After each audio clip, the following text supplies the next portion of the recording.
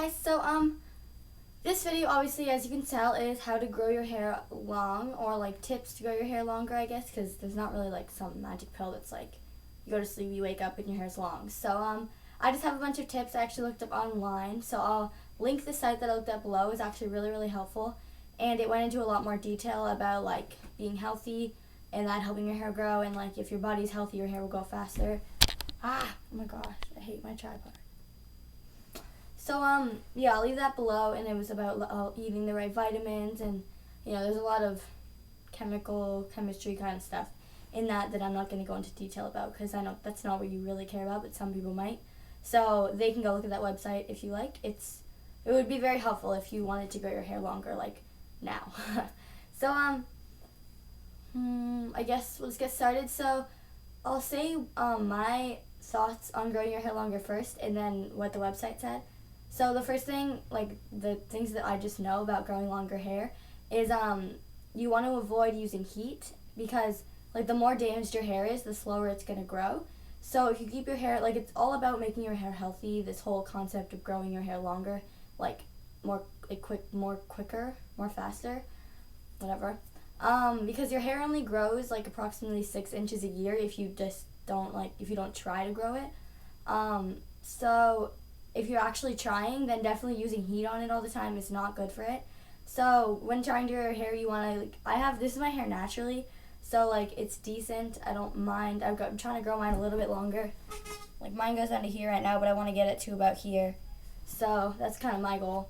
But I'm able to leave it just like naturally like this. I haven't used any heat on it at all today, not on the sides or my bangs or anything.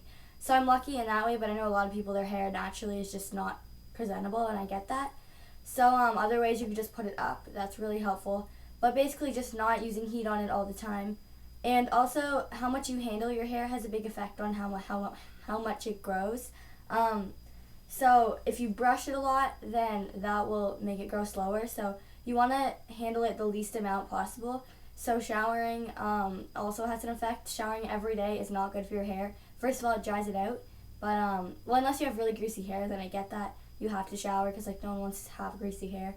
But if your hair isn't that bad, then you can wait an extra day and just maybe put it up the next day. That definitely makes a difference.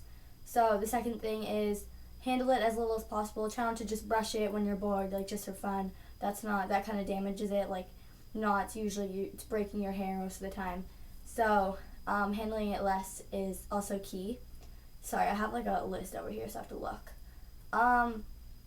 Getting it cut more often, keeping the ends like fresh and your hair nice and healthy from the hairdresser is also really good for your hair, because like it's part of keeping it healthy. Like after you come back from the hairdressers, your hair is never going to feel that way again until you go back again. So keeping your ends like freshly cut. So I'd say maybe every 2 months you should go and just get a trim. I know it feels like the more you get it cut, the slower it will grow, but that's actually wrong. A lot of people think, oh yeah, I'll get it cut, in 4 months, it'll be so much longer, but then your hair will be really damaged by then, and it will be growing slower. So, getting it cut more often, so like every 2 months, just getting like the tiniest bit cut off, keeping your ends nicely, like freshly cut and all that stuff. That's probably one of the best things you can do for it, and that's easy too. I know it could get quite expensive, so you have to maybe figure out, not go to like this designer hairdresser all the time, but just somewhere that can easily cut off your ends and keep your hair nice and healthy. Like it said on the website, if your body's healthy, then your hair will be healthy. So just having like all the vitamins you need and stuff like that, it goes more into like physical stuff, and that's kind of the more intense part of growing your hair long. So like usually people can wait and they don't have to obviously everyone should be healthy. That's probably just the best way to go in general. So I guess the main point is if you're healthy, your hair is healthy, and it'll grow faster. Last thing is getting lots of sleep helps with your hair growing, because overnight, your hair, the website said something about how much it grows overnight, but it's not that much, but the less you're moving around and damaging it, being outside, all that stuff. I'm not saying sleep and stay in your bed all day, but definitely getting sleep.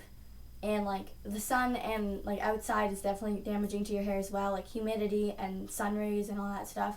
So don't stay in your bed. I'm not saying that. Don't stay inside and be a bed bug or couch potato or whatever you want to call it. But getting sleep, like your 8 hours a night or whatever, that will help too.